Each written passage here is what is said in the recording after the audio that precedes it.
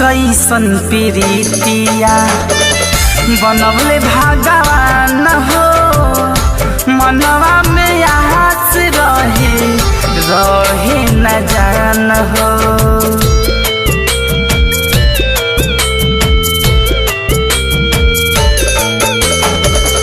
कैसन प्रीतिया बनवले भगवान हो, मनवा में आस रहे न जान हो। हमरा न रहे कुछ पता, तबले हमर जिंदगी बर्बाद हो गईल। हाँ, देहिया श्राद्ध हो गईल।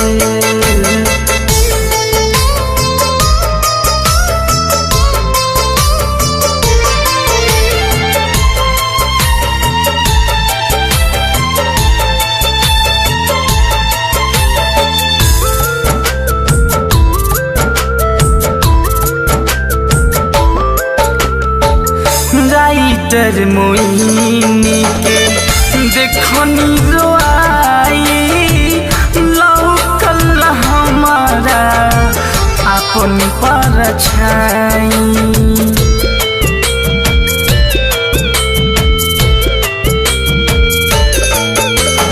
राइटर मोइनी के देखनी रोआई, लौकल हमारा अपन परछाई।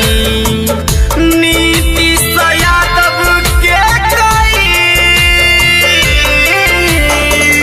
बेकार फरियाद हो गई। हाँ, देहिया श्राद्ध हो गई।